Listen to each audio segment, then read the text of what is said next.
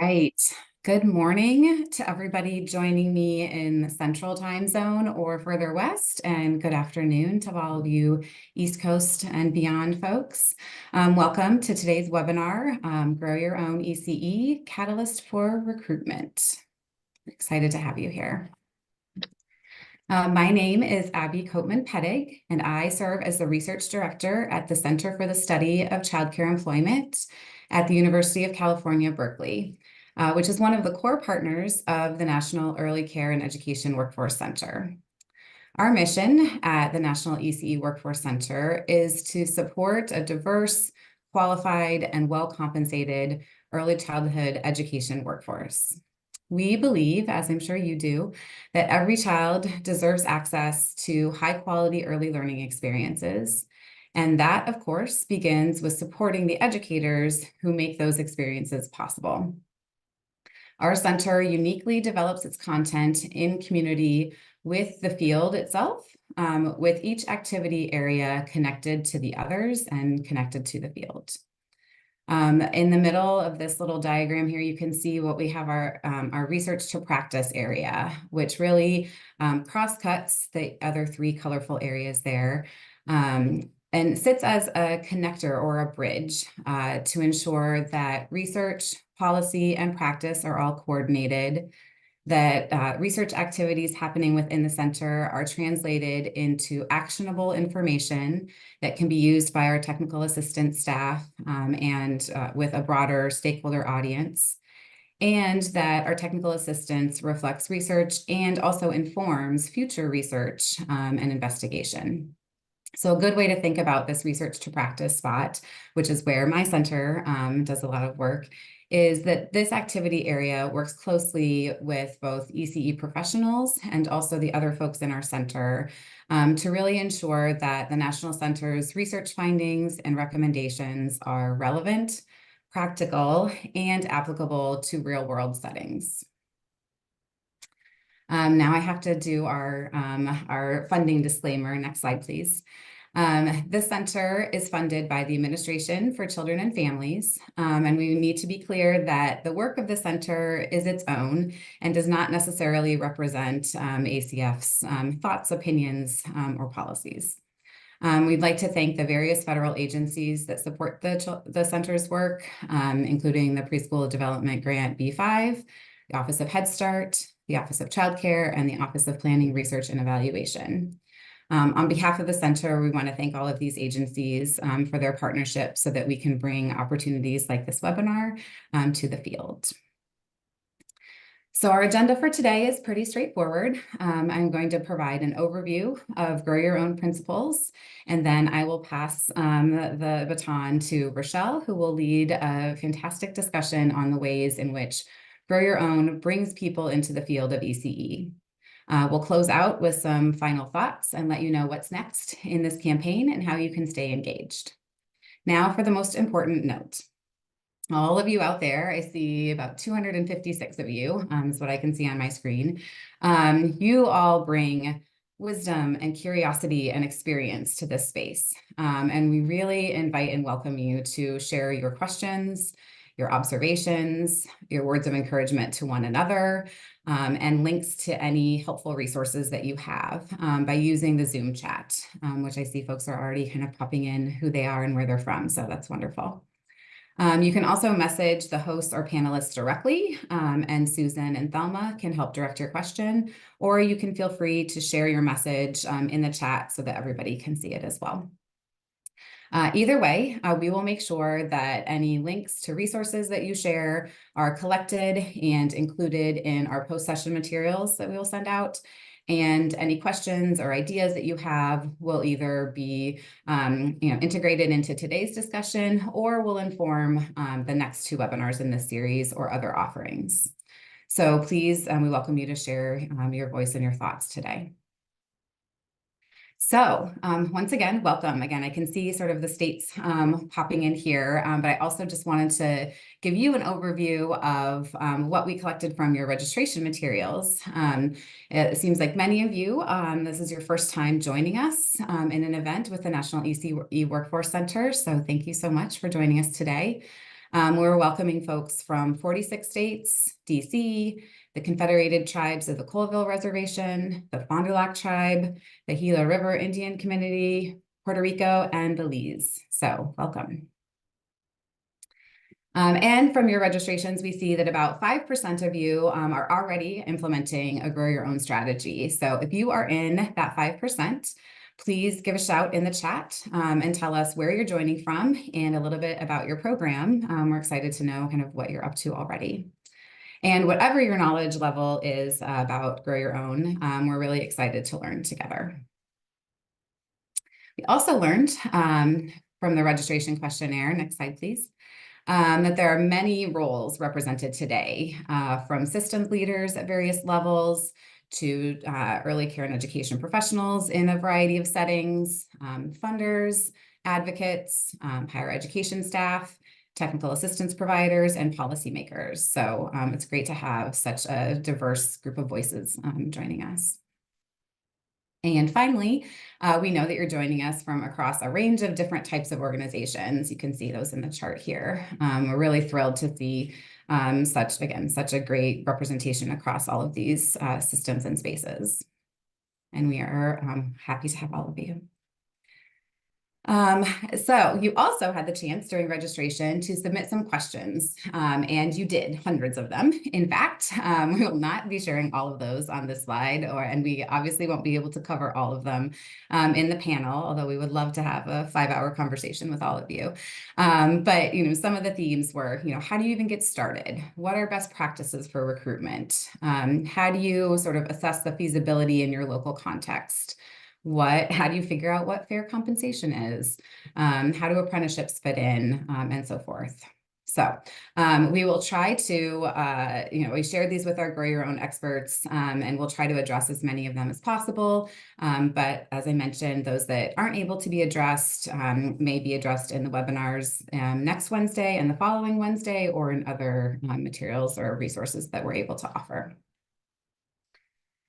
So today's webinar is part of the Center's campaign launch for Grow Your Own. And as many of you are probably very aware, it just so happens that this week is also the National Association for the Education of Young Children's Week of the Young Child.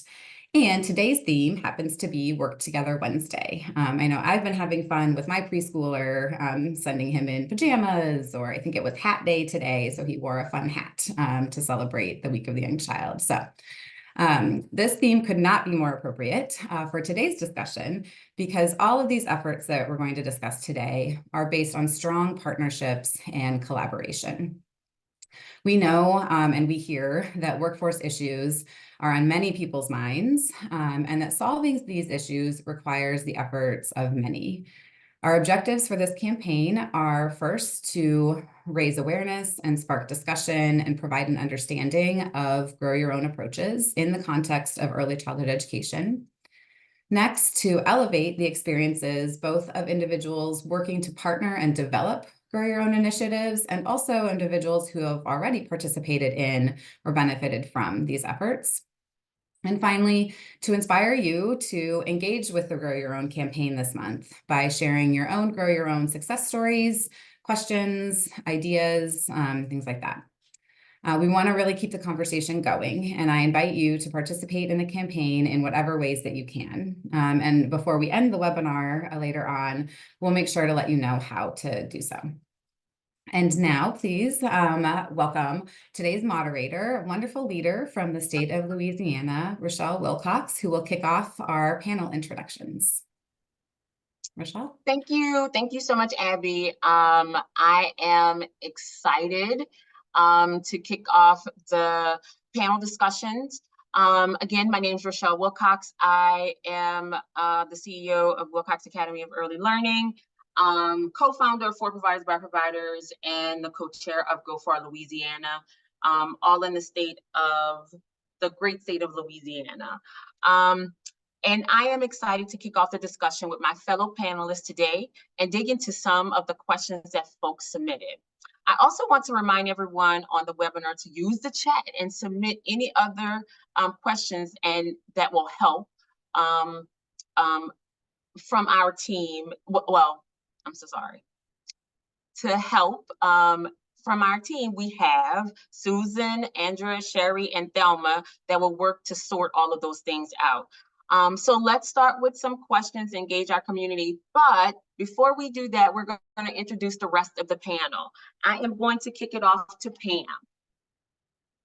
Hi, I'm Pamm Shaw. I am from the East Bay of the San Francisco Bay Area. We have a gorgeous day today, and I'm hoping my internet holds because I've been having issues with it. We started an apprentice program, a registered early educator apprentice program in 2015, and it has grown since then, as it says, over 500 people. And I'm really excited today to talk about the partnerships that we've created and all about the relationships that it takes to do this. So I will turn it back to Rochelle, or onward to Colleen, actually. Ja, Shay Colleen Bowman dasha jenne nasht ejenen schle touching bushes chin totna stunne dasha che but atni dasha nulla dig what our stunnen in schle toward den asha provost at Navajo Technical University a nisht. I'd like to say thank you for giving us the opportunity to share what we know about how we learn as educators and how we have this beautiful point in time to actually influence the way that our children in Indigenous nations learn and grow. And I'm going to be sharing a lot of information with you. I'm one of the premier tribal college universities representatives and sharing the voice of the 37 other tribal colleges and universities that are part of the work that we do. Thank you. Yes, so as you can see, we have some esteemed panelists today, and we are happy that you guys can be with us. So let's start with questions on, I'm sorry, guys. We're going to, every community is made up of talented individuals who want to make a difference. And so what we're going to start is about how our panelists started their apprenticeship programs. So own initiatives, grow your own initiatives are designed to intentionally bring together talented and expertise from within your community. One of the hats that I wear for Provides by Providers, we just launched our early childhood teacher course, an AmeriCorps program to recruit people to ECE workforce. What I like to say is that we are in a workforce state of emergency in early care and education. It is not a crisis, it is a state of emergency. So what we did is we paired AmeriCorps volunteers with lead teachers and to work to provide significant training, coaching, and hands-on experiences that lead to child development associate credentials. And then in addition, after that, they'll also provide them with a scholarship.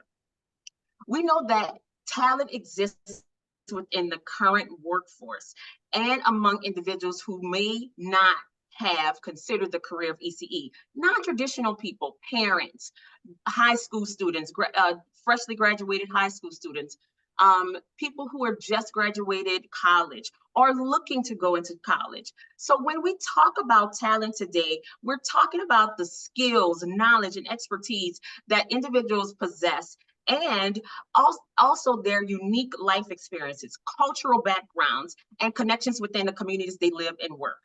So each of you work with individuals who may not have thought ECE was a career, was the career for them. You get to see them thrive in their career. So first, I'd love to hear your thoughts on why Grow Your Own is a powerful approach and how it can help transform ECE landscape. I'll let you start, Dr. Bowman. Thank you, Rochelle. My Grow Your Own experience has been rooted in this work that I do at Navajo Technical University. Our institution is founded, our mission, our vision, our philosophy are founded in Diné teachings and the Diné philosophies of learning and of life. And so part of that is we want to make sure that our students are gaining experience on who they are in their communities, how they teach. The tenets of all of those things that we know as Navajo people are incorporated into the classroom. The Indigenous learners are receiving that gift of who we are. And it's unlike any other time in history where we're able to do something like this. And we have tenets that guide us. We have words in Navajo that help determine the directions of our programs, and the Grow Your Own reaches back into our culture and our language, and we bring those words into the classroom to help shape and build programs. Nitsaha case is our thinking. How we do that, how do we think about this thing called growing your own?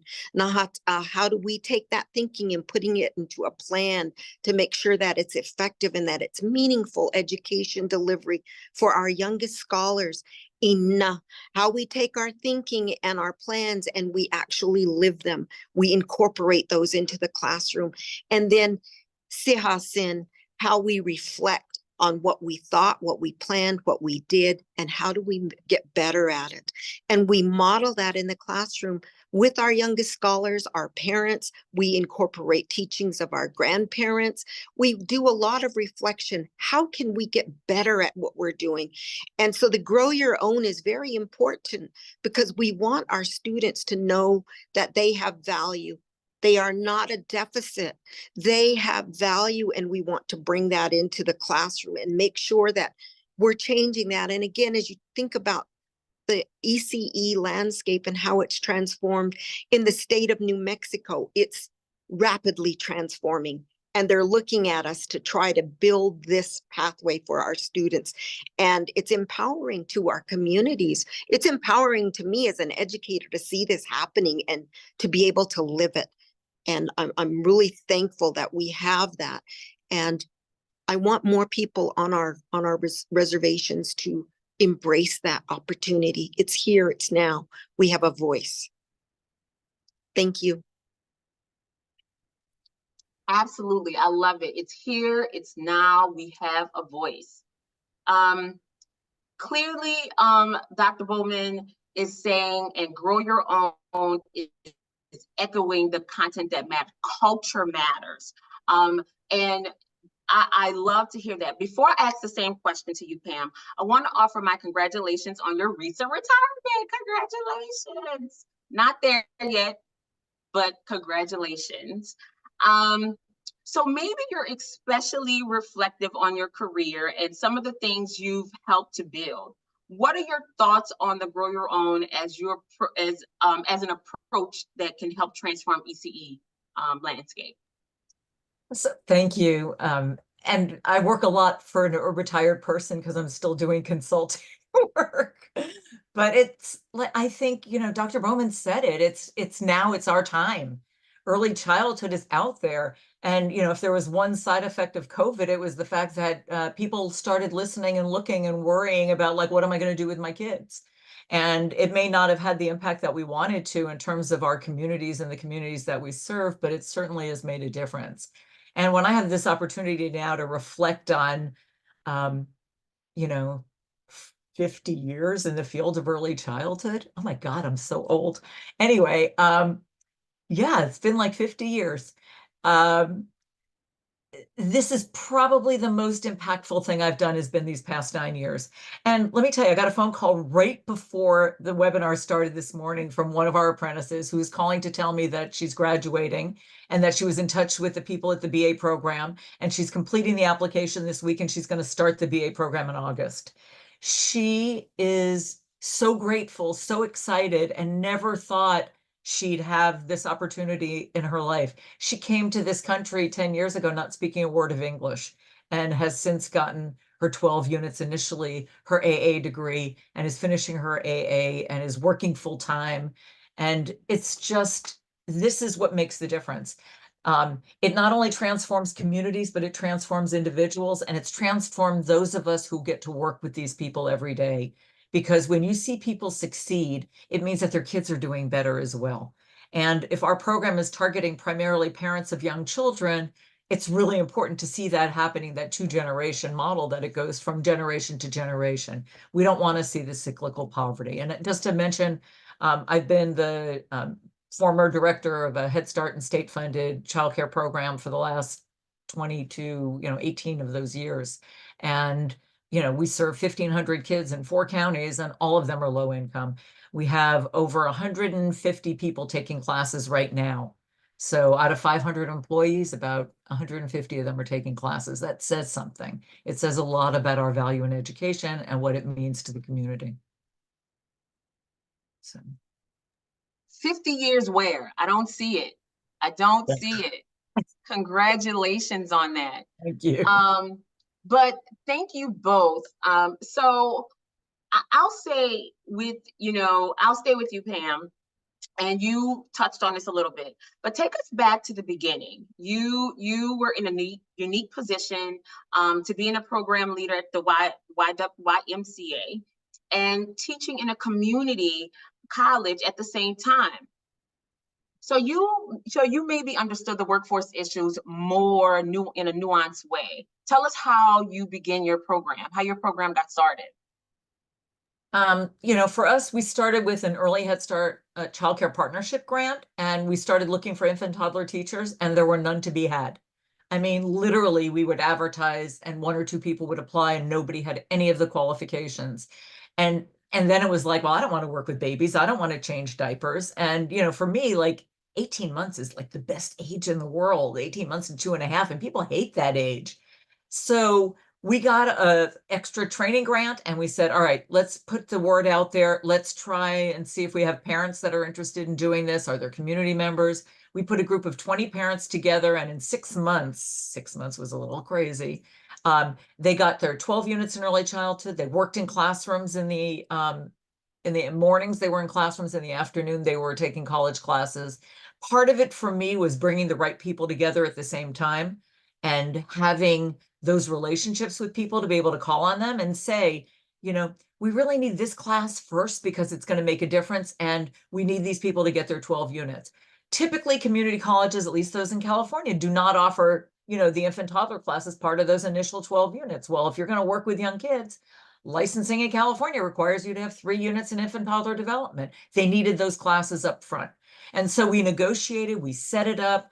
We had the classes at one of our sites so that people got childcare. We would feed them if we needed to, whatever they needed to do to be successful. The only thing we didn't do right off the bat was get them computers. And that was like a lesson learned really quickly because they were submitting papers on cell phones.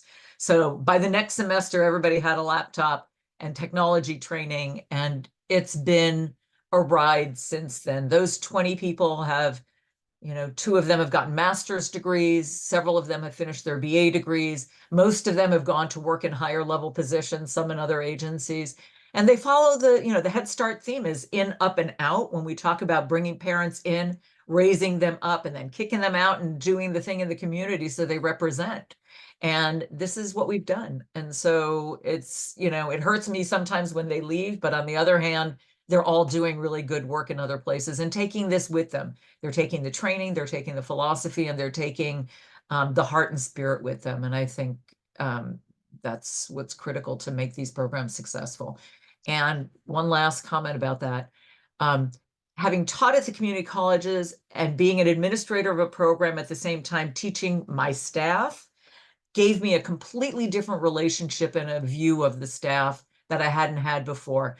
And I really got to appreciate them differently, and they got to appreciate me differently. And that for me, it made a big difference. And it certainly made a difference in the relationships that I've had over the years as a result of being able to wear those multiple hats. It also gave me the understanding, and I can speak the community college language, and that made a difference. Absolutely. So I totally understand that as our early learning center provider, and in our AmeriCorps, our early childhood teacher corps, people are saying, oh, what are you teaching babies? I don't want to be in the infant class. And I'm like, the infant class is the best. That is where you're doing the most. I take my strongest teachers and put them in there. Those are all where all of those brain synapses are at its highest and most. So it is, and then they love it, so getting them into those classrooms and into those trainings are crucial. But I understand that you also went from small dollars to even getting like $1 million grant, as well. So it matters because you had the data to prove it as well. So it means something. So thank you so much for that, Pam. As a follow-up, I know that this question probably is on people's minds. Where there are resources, or where are the resources or tools or guidance that you found particularly helpful as you navigate through the partnerships, particularly with higher ed, and the importance of the articulation agreement, credit transfers, and other collaboration efforts to support participants in educational journeys. So we're going to talk both of that to you, Dr. Bowman, as well. But Pam, can you go ahead and start? So I think that getting everything that people need so they don't have to worry about it, that navigating multiple systems to get people what they need, even just to enroll in classes, you have to enroll in the college and then the department, and then which classes do you take? And even if you get guidance from somebody, we're having people take 10 and 12 years to get AA degrees. And sometimes they were repeating classes. And sometimes they take a class on one campus and another. The woman who called me this morning had finished on 4 different community college campuses before she landed on one college she could finish at. And that was only because she didn't know better and wasn't getting the direct guidance. And we were like, oh no, rein this in and figure this out. We want to make you, the goal is to get you done and to finish as well as possible. We meet with community college instructors before they take on our cohorts because we really want them to understand who it is that we're serving. These are typically non-traditional learners. About half of our participants speak a language other than English. And if it were only Spanish, it would be easy, but it's Tigrinya and Arabic and Chinese and Vietnamese and Mongolian and multiple other languages. We're in a rich, diverse community, and our families reflect those languages. So we want people trained who speak all those languages. And so we try and find tutors who speak those languages, or graduates of the program come back and help us by tutoring and mentoring and coaching. We offer classes, I said earlier, in the community, like at childcare centers, so it's a safe and comfortable place. A lot of people are not comfortable with the community college system, with any college system. They barely made it out of high school, some didn't, and they are not comfortable in academia. And so the expectations for us are, we have to make this as easy as possible, as smooth as possible, and make it so that people get secure right off the bat. And people are getting A's and B's in classes. They've never done this before.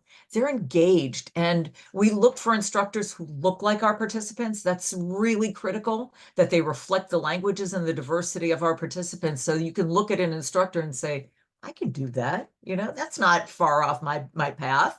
I can be an instructor someday. She started like me as a parent in the program. Oh my God, so yeah.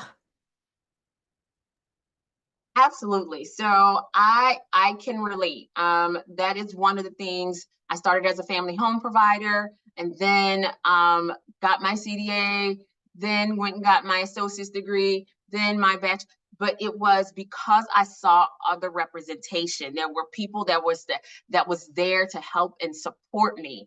There were other.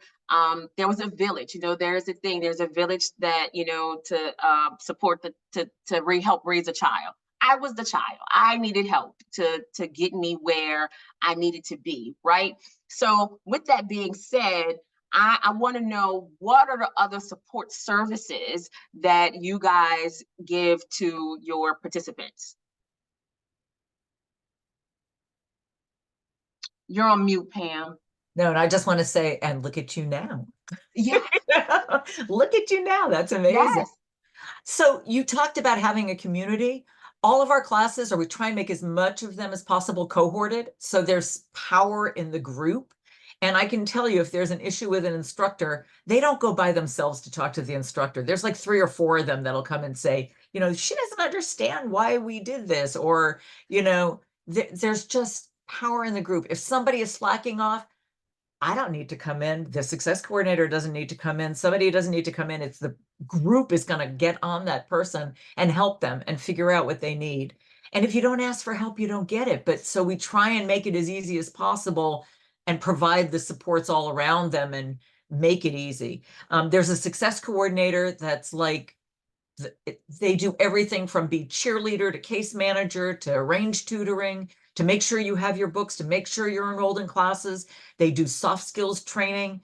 They are the link to the other systems. So there's always somebody to talk to if you can't figure it out yourself. And then you don't have to figure it out yourself. That's the amazing thing. So the cohort, the success coordination, the other piece that's really critical is the coaching and mentoring. If you've got a mentor teacher who you develop a relationship with as an apprentice, you're going to stay in the field because you're watching like amazing talent at working with kids. And they develop these incredible relationships. Unfortunately, they never want to leave each other because they love working together, but it really makes a huge difference. The other supports that we provide are everything from, you know, mental health consultation to transportation to referrals for housing, which in the Bay Area has turned out to be a nightmare because of the cost of housing in our area. And there's so little subsidized housing available. And that's one of the things we see every year. We see students dropping out because they're homeless or they're, you know, they're not able to maintain their rents. And we try and get them subsidies for things like that too. But that's probably our biggest challenge these days is the housing situation out here. But we see people, you know, living in shelters, taking classes. So it's pretty amazing what they're willing to do when you feel successful and you see that as your route out of poverty as well. So I would like to say I love the word success coordinator instead of case manager or all of the things, you know, it's about the intentionality of it all. And we need that. So Pam, you've been on the hot seat for a while. I am going to turn it to Dr. Bowman and I'm going to ask the same question. You know, what are those with your program? And we're going to dig deep into your program, but I want to ask the same question. So what are those wraparound services that you guys provide to make sure that all of your candidates are successful? Thank you. I think it would be really good for me first to say that this process that we're going through, this transformation that we're going through is not possible without the help of so many partners, the Navajo Nation, Navajo Technical University, even our sister college, Diné College, making sure that we have the support from Office of Head Start, the New Mexico Early Childhood Ed Department. I mean, there are so many people that are seeing what we're wanting and our vision of transforming education to make it meaningful for us. I would be remiss in not thanking them because without their support, we can't do what we do. I think the critical piece of what we do is trying to make sure that our students understand they can do this. It is not rocket science. It is something that we know how to do. We know how to help our families grow. And our services that we offer, right now we have a boot camp. We have an Associate of Arts. We have a bachelor program. And we are looking at right now in the next year to work on our master's degree and also national accreditation. We do academic support for our students through academic coaching. We have a full-time academic coach who works with them. He's also bridged out his feelers there for supports in counseling, both mental health, which we do online, and then of course our traditional mental health through ceremony. If we have students who are struggling, you know, and they can't get the help through Western medicine, we refer them to our medicine people. We provide laptops on loan to them from our IT department, but you have to understand on Navajo, access to the internet, our broadband accessibility is very limited. And so we cover that by providing them fuel cards. And they have fuel cards. And if they can't get to a site if they don't have internet, they can at least borrow a car, ask grandma, can you take me? Or auntie, uncle, brother, take me. I have fuel, I have a card. And they can take that, put fuel in the car and get to a point where they can have access to the internet for a lot of their their homework and their schoolwork. We also recognize that our students also come from poverty, very, very deep poverty. We provide them with food cards, grocery cards, where we're in a food desert. So, our groceries we get from some cases from middle of the reservation, you end up having to drive 3 or 4 hours to get to a grocery store. So we recognize that, we provide that. We also do academic stipends. And this is what I'm really big on, letting these students know that they can do it. So the target is put out at midterm. We're going to pay for your tuition. We're going to pay for your books. We're going to pay for all your fees. Your job now is to do the work of a classroom. Whatever courses you're signed up for, you will get to midpoint with all the supports. We have tutoring. We have all kinds of things for you. But if you get to midpoint, we only pay for A's and B's. So that's your target. You get half of the stipend for that year. They get a certain amount for A's, certain amount for B's per credits hour. And then at the end, we say you did really well, or you're struggling. We need to refer you to some place to make sure that you get better, because you still have the final to navigate. And that's also tied to a stipend. And so for success for that, it's worked out because our students see that as their job now. I have to learn, I have to engage. And it's not just learning the theory. We also add on another layer to them. Teaching isn't just about what you learn in the classroom. It's about discovering and uncovering all the potential information that can help you grow as a professional.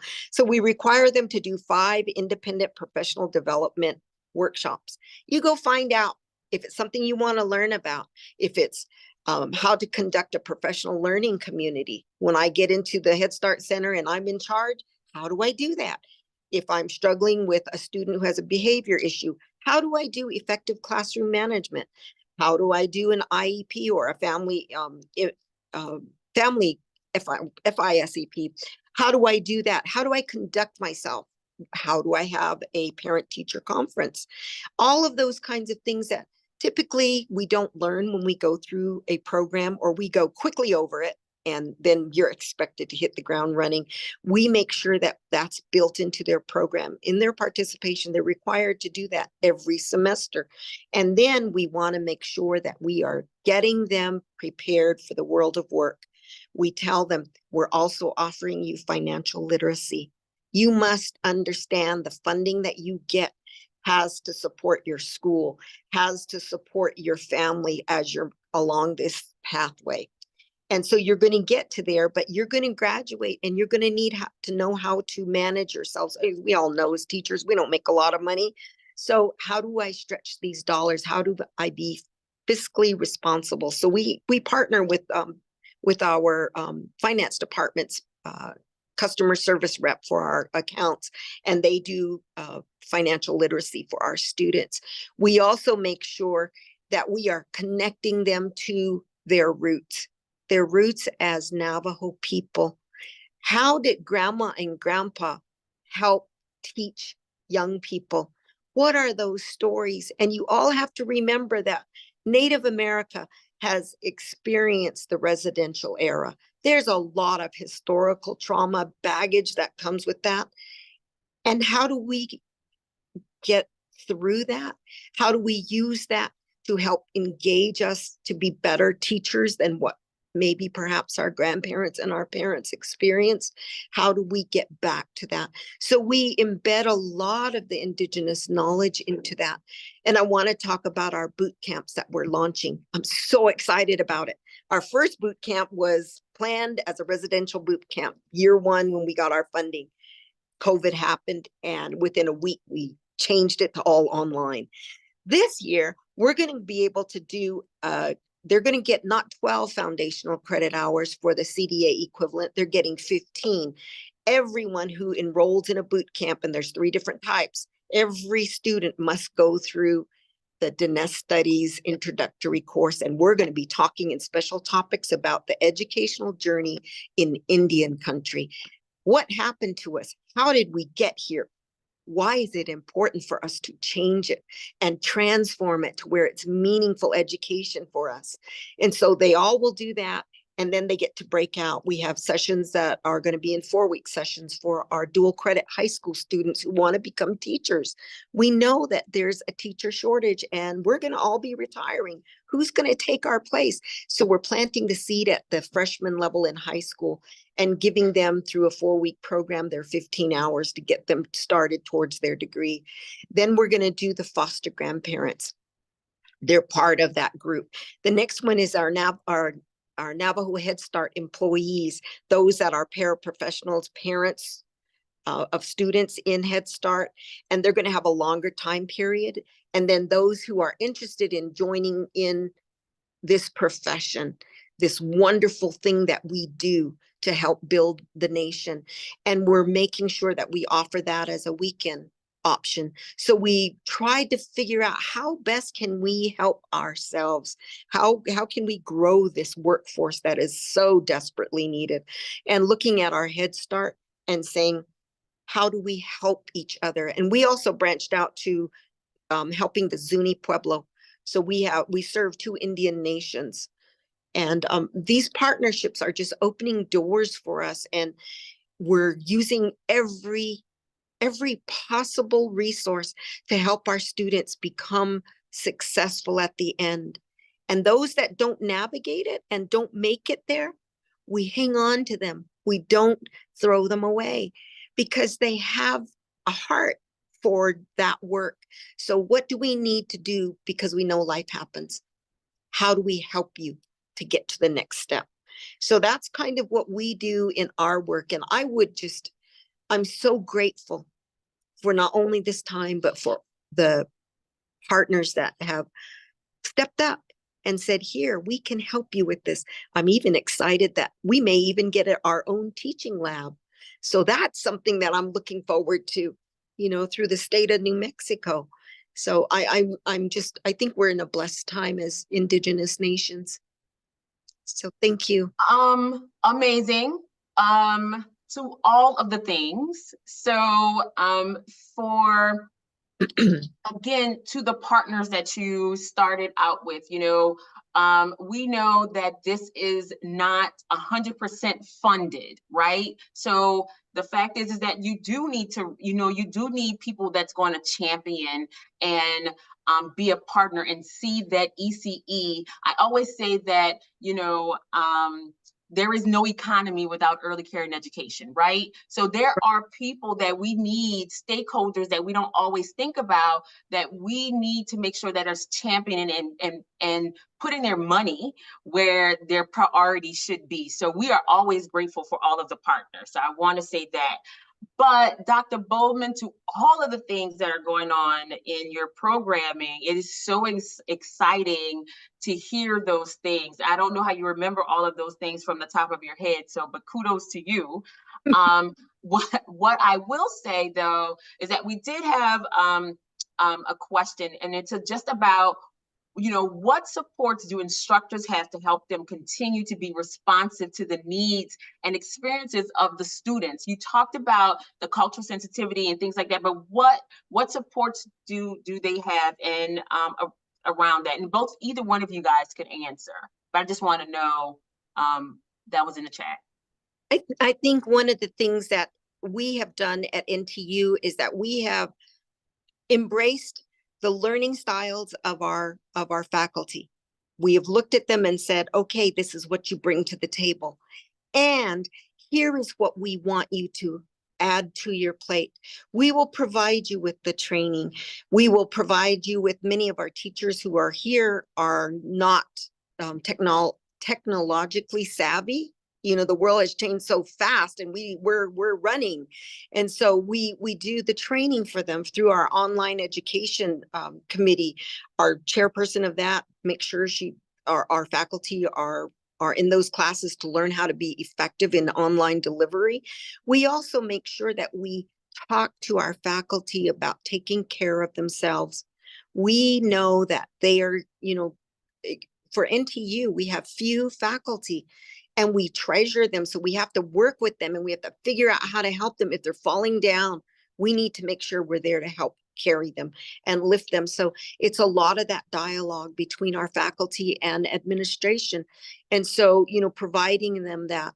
I know that our funding is going to be running out for this current program that I'm running through this grant, but we have supplemented through Kellogg, through Achieve the Dream, through American Indian Higher Education Consortium, through the AICF, all of those programs. Whenever there is a grant that is out there, we're already saying, how can we fit ourselves into this grant and how can we sustain that?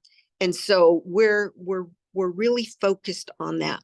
And, you know, it's a lot of hard work, but that's what it takes to make the difference. That's what we have to do. We have no other options. Thank you. Thank you. Would you like to add anything, Pam? Yeah, we currently work with 7 colleges, 5 community colleges and 2 four-year colleges. So we have a lot of, I want to use the word diversity, but that's not the right word. Every college in California has its own fiefdom, and they do their own thing and have their own programs. They have to meet certain standards, but they're really independent of each other, including within college districts. So even if you're in the same district, 2 different campuses can have very different structures. One of the things we do is we assign the success coordinator to the instructors for the cohort that they're working with. So the college instructors have someone who's there. At first they thought, oh no, I don't need anybody in my classes and watching what I'm doing. And then it became, oh my God, where's the success coordinator? How are they, you know, helping us to do this and to figure it out, especially if somebody's having an issue and not talking about it. The other thing that we've started doing is we're calling them our visioning sessions. And we bring all of our colleges and employers together quarterly and talk about stuff and talk about curriculum and talk about courses and talk about sequencing of courses and content of courses, because it does need to be different. And I know somebody asked in the chat, just translating things is not enough if you're looking at culture. And, you know, Dr. Bowman clearly exemplifies that. And when we're dealing with so many colleges, I mean, yeah, translating classes into Spanish, using Spanish materials and textbooks and assignments in Spanish, it's like if you're just translating the same old into English, it's not going to work.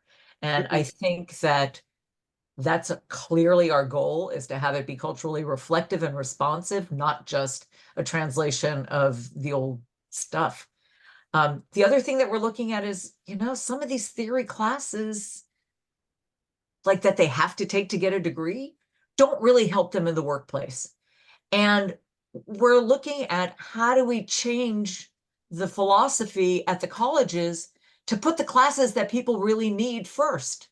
So when we're talking about working with children with special needs, behavior management, infant toddler development, cultural responsiveness, trauma-informed care, working in violence communities and situations, that's the stuff that they need to be able to handle to get into a classroom.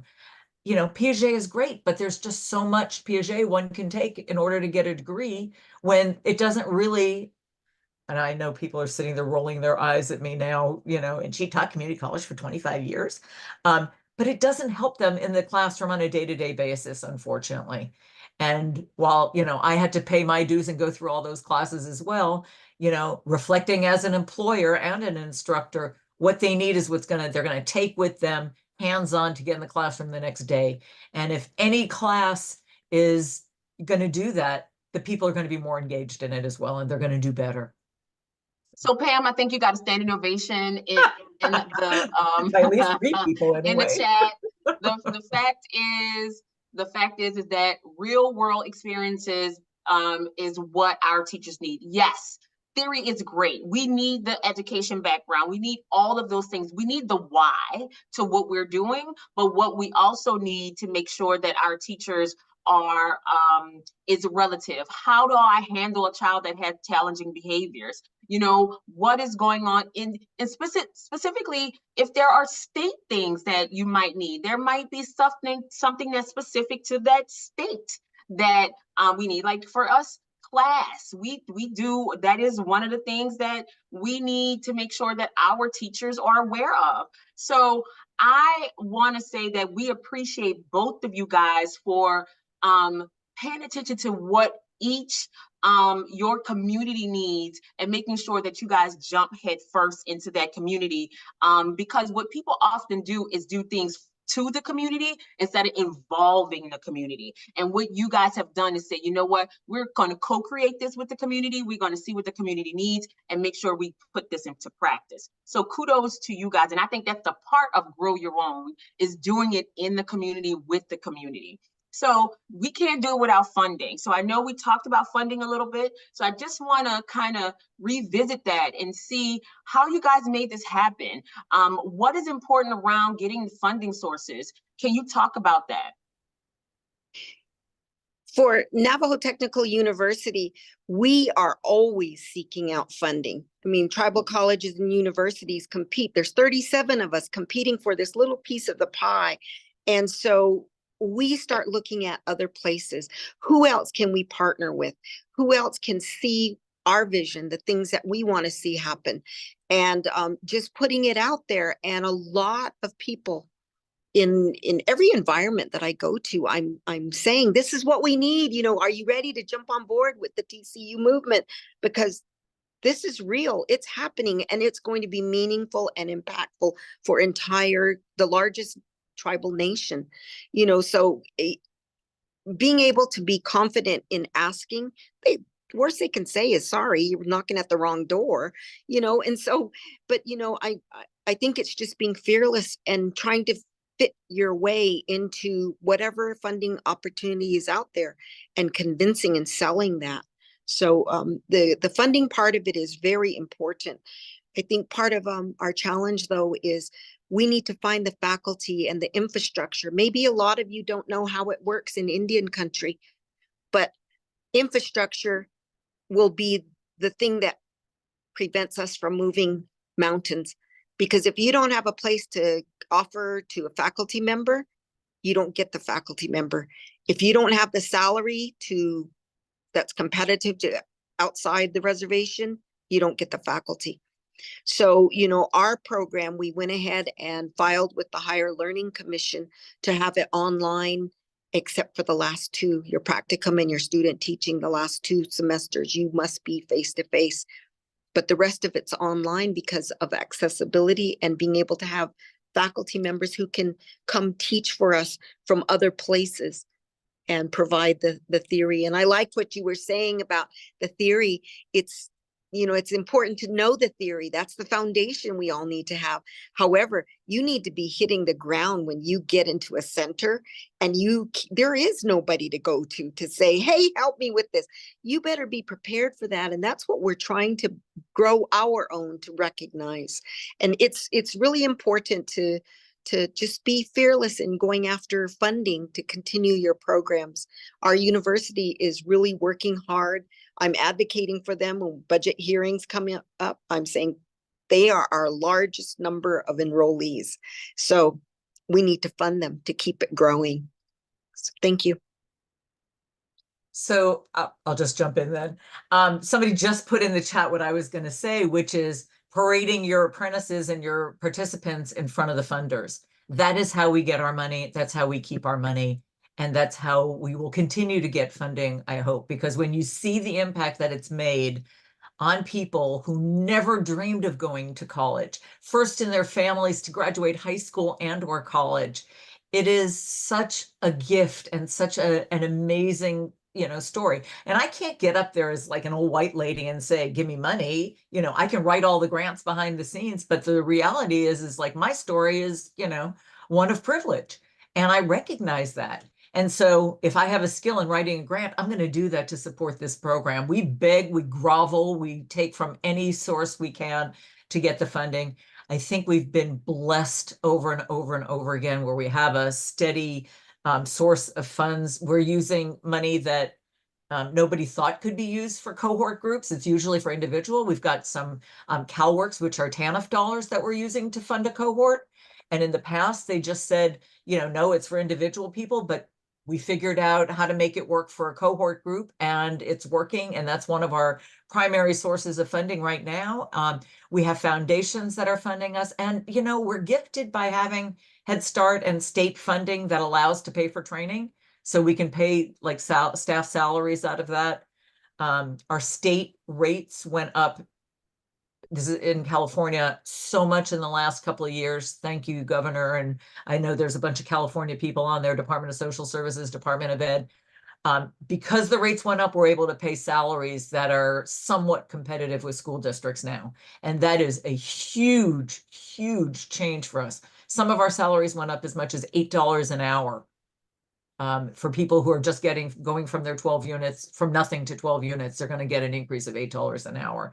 And when we're talking Bay Area, fast food people are now making $20 an hour. So I know this is not like the rest of the country, you know, in terms of salaries, but for California, in order to live here, you need to make like $40, $50 an hour in order to afford the housing. So, yeah, we beg, borrow, grovel, and, you know, no, we don't steal it. We do everything legally, but we also have partners and people who believe in the program and in the work that we're doing.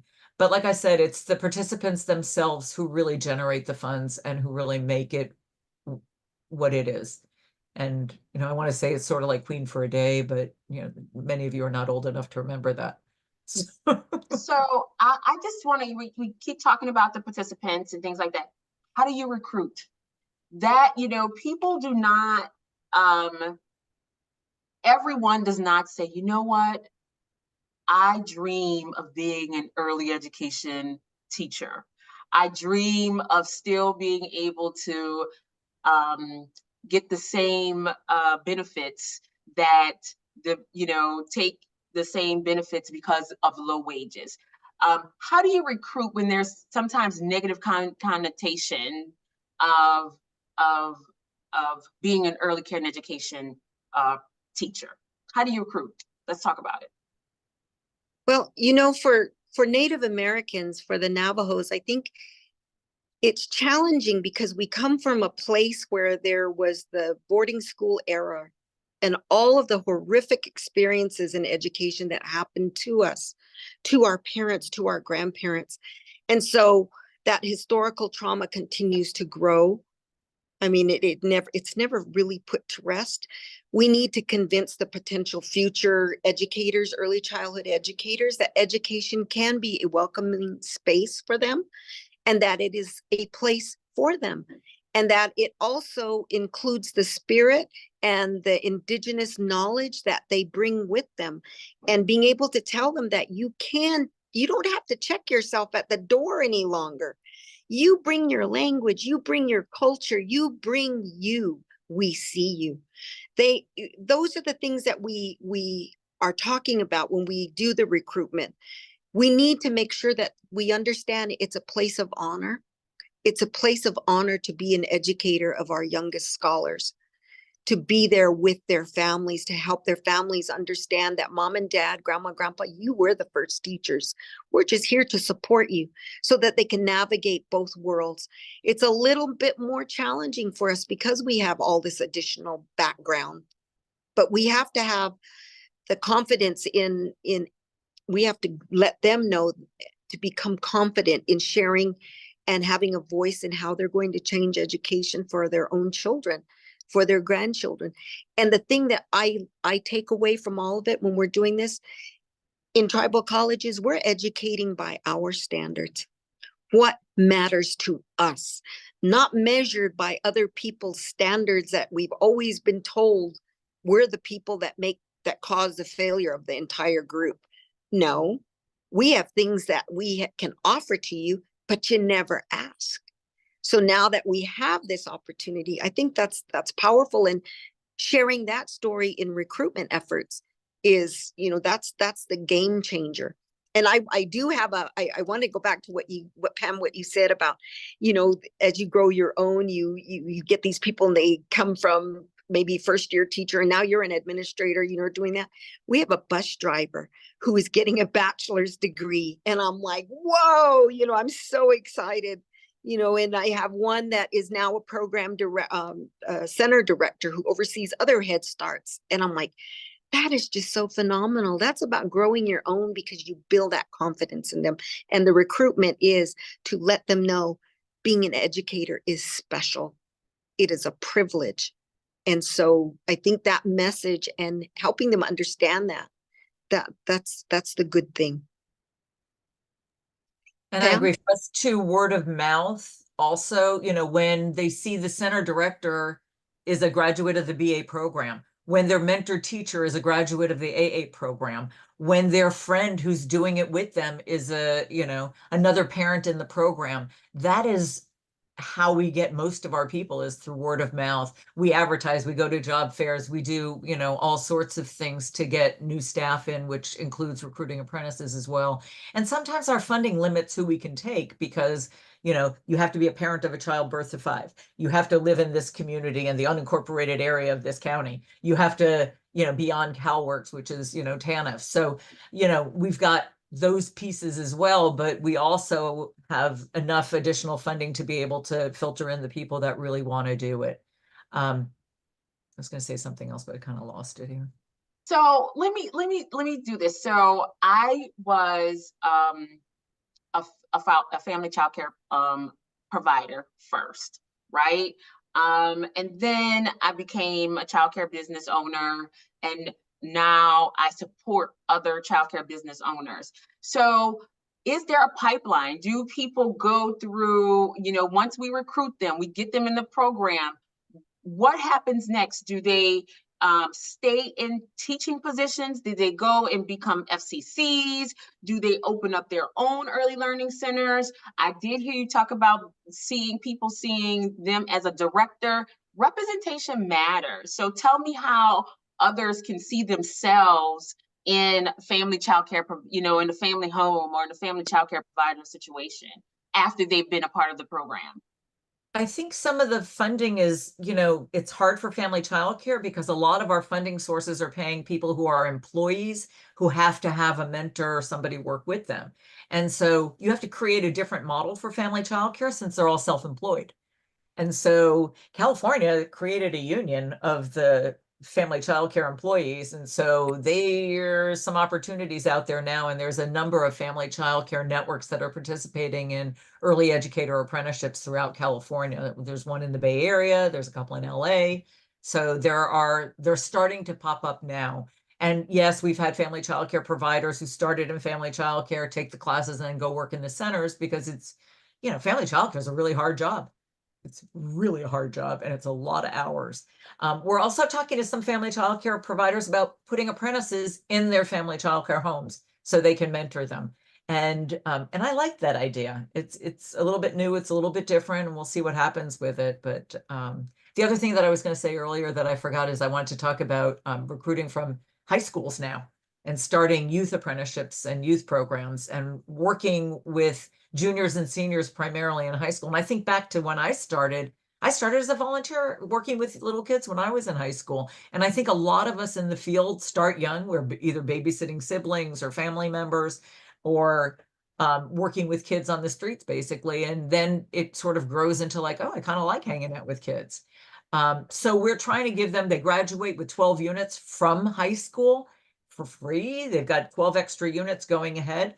And then can go on and get their AA and BA degrees in our other programs and have a full-time job by the time they graduate. They also have paid summer employment. And we're working with like our workforce development boards to pay them to work during the summer. So there's some funding for the salaries for them.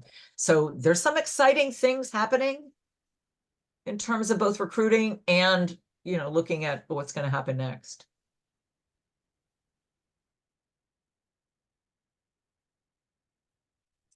Did you want to add to that, Dr. Bowman? Yes, I would like to add to that. For us in our program with the TCU partnership under Office of Head Start, what we're doing is we're making sure that all of our participants, we have 118 now that are in the pipeline, and what they're required to do is fill out the Navajo Nation employment application so that they graduation for placement in a Head Start.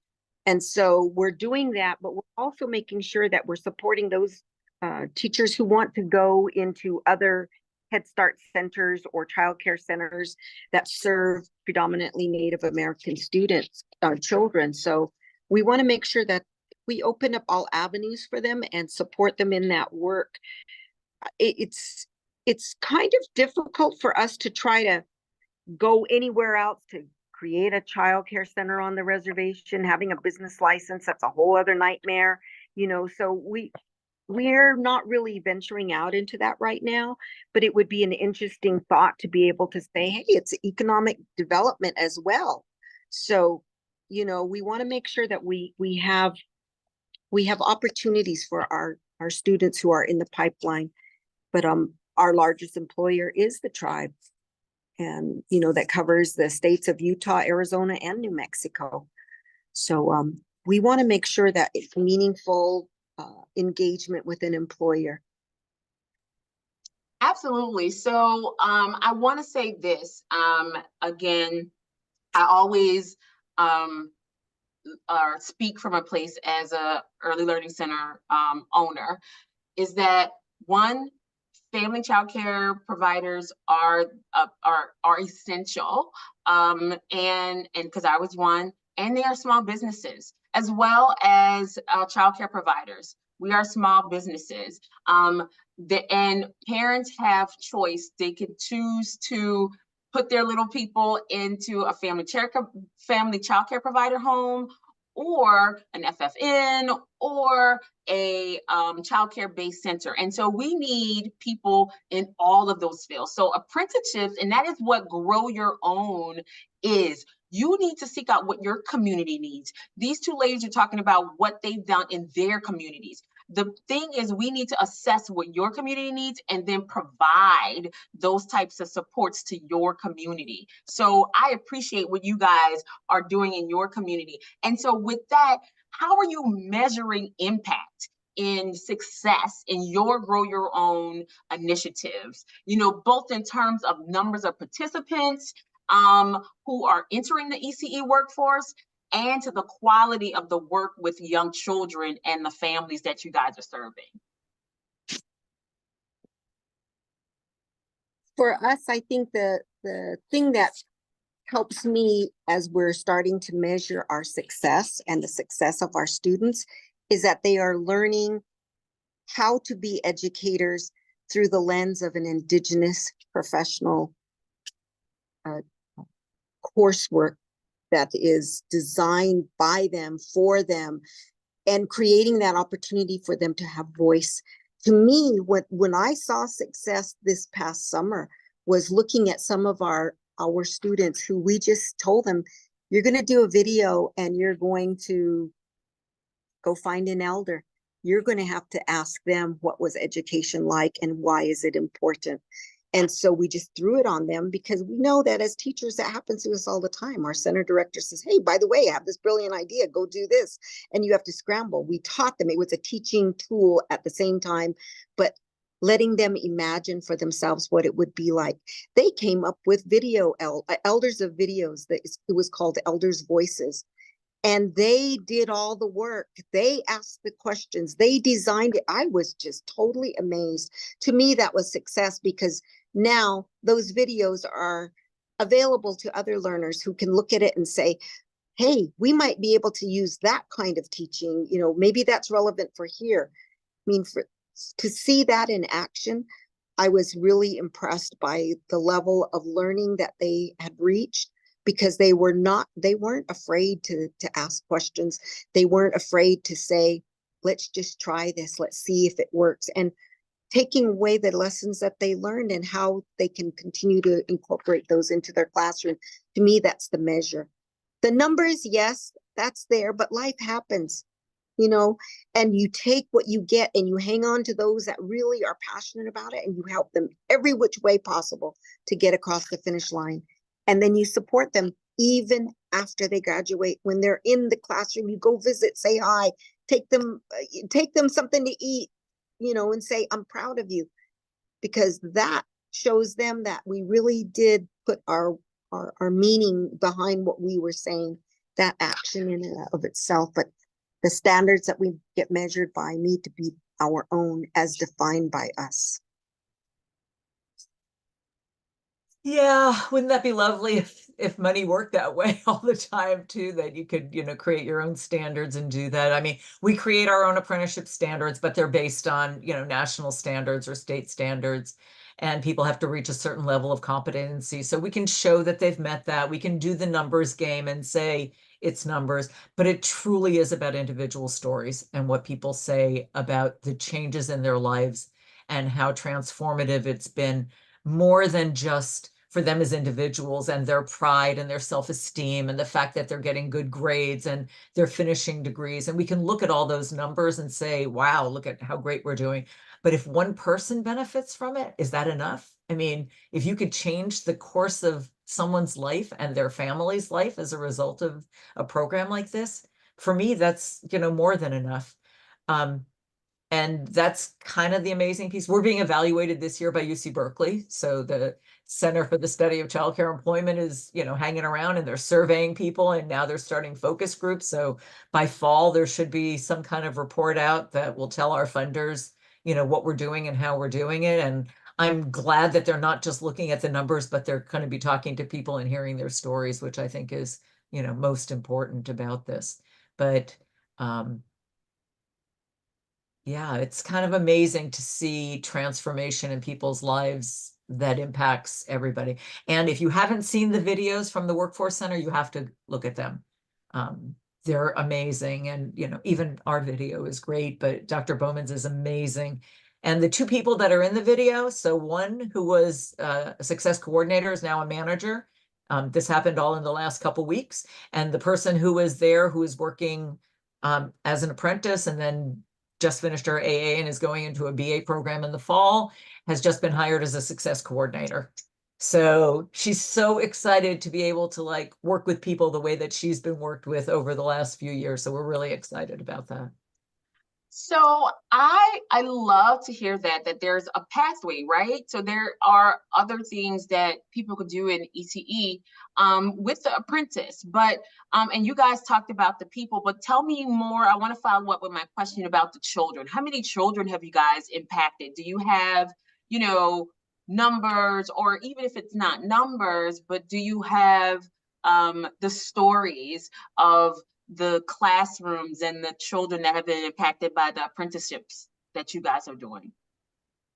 So, I want to talk about the lack of research on child outcomes as it relates to teacher, skills and qualifications. There's not a lot that we can say that links a particular training or a particular methodology to an outcome for a child. And if anybody says they've got it, send it my way, because I would love to see it.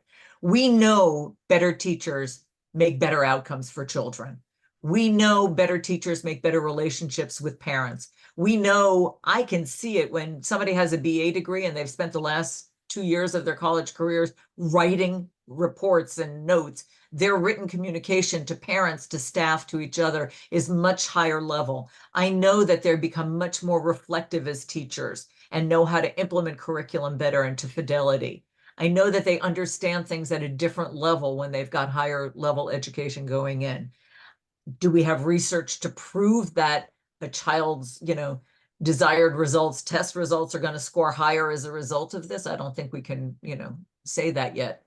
But we know that kids do better. We know that parents do better once they've been there. And we know that this training impacts their parenting.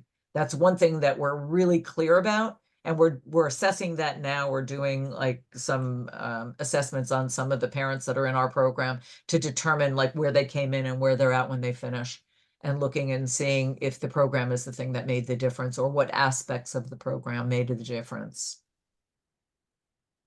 And I agree with Pam. We're so busy trying to get people through the pipeline that where is the time to do the actual research and to solidify that piece of it?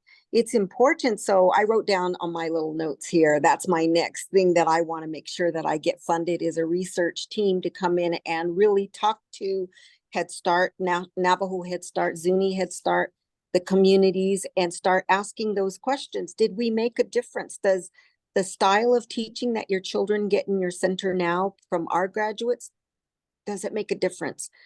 And then also of the graduates, how do you feel things happened better in your life? I mean, and even if it's one person, it really isn't one person that gets through the pipeline and that is successful, because that one person influences a family unit that may be consisting of 20 people. you know, so they're modeling that for those 20 people that they could be educators too. So, you know, I think that we're on the right path. It's just resources, people resources, and that's on my to-do list. Thank you.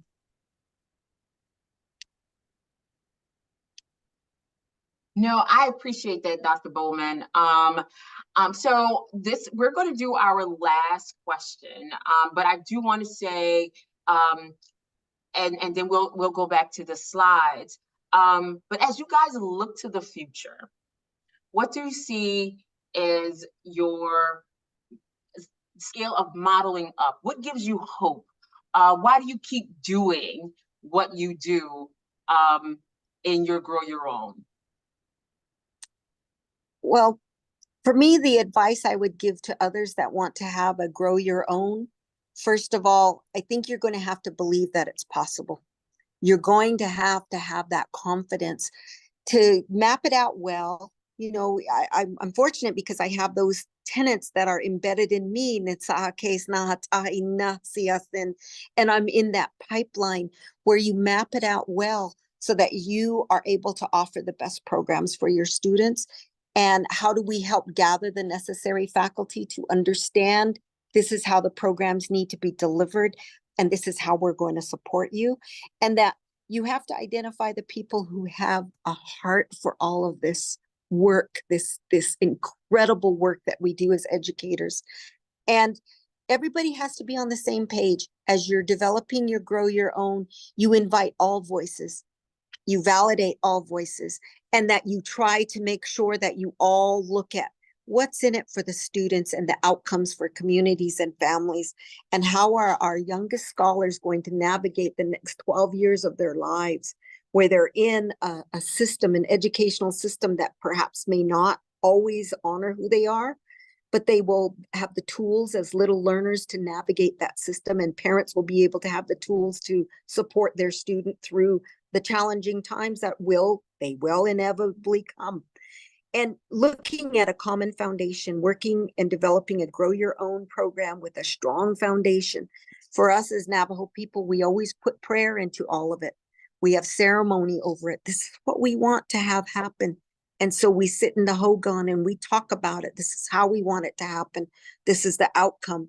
And we ask, you know, the powers that be to watch over and guide our thinking of the people who are leading the program, the people who are in the program, and the people who will benefit from the program.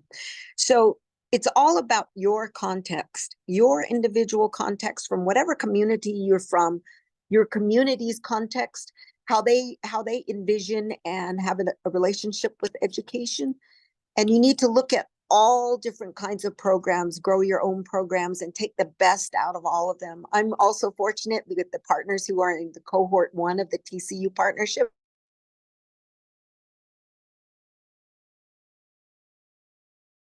Here, and I share stories and they take from that. And so we learn from one another.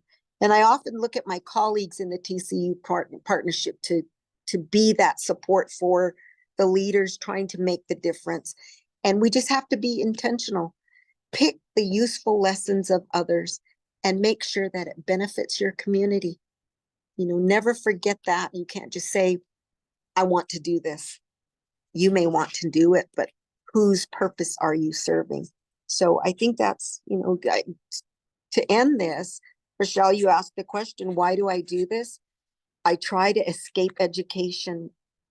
It always drags me back. And so I know that that is what the Creator gifted me to do, to be here in this place, in this space as an educator. So I tell my teachers, I'll move the mountains for you. You tell me what they are and I'll figure out a way to get around them, over them, under them, or just kick them out of the way, because you will be successful. I want that for you and you want it. And so let's just get it done. Thank you. Thank you, everyone. I'm going to take a little different tactic here, but I'm going to quote you first, and it's really honor the voice of the people. I mean, thank you for keep bringing that up, because it's the same in every community we work in. When you're working in underrepresented communities and people don't listen, it's hard. And I love that your heart is in your work, and Thank you.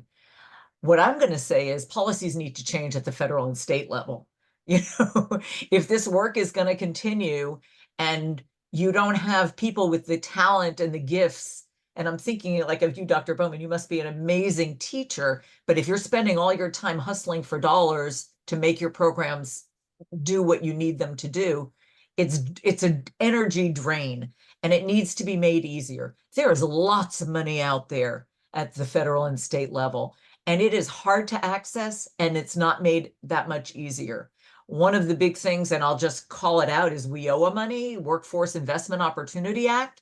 WIOA is targeted for low-income communities, but it's all based on individual. And if we're doing a cohort group, then we have to figure out how to get a cohort where everybody qualifies and each kid is this, or each adult is this, or your parents on TANF, or this one's on that, and you must be homeless, you must be this. It's too hard and it's too siloed. Somebody at a higher level in this universe needs to make it easier for people like us that want to run the programs and do the work at the, you know, at the street level, basically, to have easier access to this. California's done a little bit in terms of they've got California Apprenticeship Initiative grants and some other things going on, but it's still like, as people hear more and more about it, it gets more and more competitive to get those dollars. And like you said, you're all fighting for the same $10, $100, $1 million, whatever you can get. So I'd love to see policy changes happen. I think we still have to keep the heart and listen to the stories of the people in order to keep these programs successful. We can't mechanize it to a point that we forget that part of it. We really need to remember what people need to be in the workplace and to work with kids. And you know, we change the world one person at a time. That's all we can do. You know, thank you for giving us this opportunity to stand on our soapboxes and share what we're doing. So I agree. This was amazing. So let me just say, again, applaud to you two. Thank you so much, Dr. Bowman, and to Pamm for what you guys are doing in your community. I agree with both of you guys, the fact of that this is hard work. So you have to have the heart in order to take the bumps and the bruises and the lack of funding and all the other things that it takes for us to do this every day, to see the gaps in your community and want to be able to do what you do to grow your own. Again, there's no economy without early care and education. So all of the legislators, all of the people, they need to know that we, for dollar, they get a higher return on their investment when they invest in early care and education. So we're going to go back. So again, thank you. A round of applause for all that you're doing. We have more. So we will continue the Grow Your Own series. So coming up April 17th and April 24th, we will have two more other presenters coming up. Please make sure you scan the QR code. Keep up with what is going on in your emails. And we want to thank you for registering on there. Next slide. Thank you. We want to hear from you. Use hashtag Grow Your Own. Share your stories, experiences on LinkedIn, Facebook, X, formerly Twitter. To your point, there's nothing like the lived experience. Please, Susan put on there, we're going to collate all of that information. There are amazing things that you guys are doing in your community, and we want to know about it. We want to be able to amplify those things. So please share your experiences, share what you're doing in your communities. So again, thank you for spending this time with us. Thank you to you two for sharing your Grow Your Own, and we hope to have more around the country. Thank you for sharing with us. Thank you for being here. And we also want to thank Bill. Thank you. We can go to the next. The National Education, Early Care and Education Workforce Center. Here are the information to keep in contact with us or with them. And we look forward to the next time that you're with us.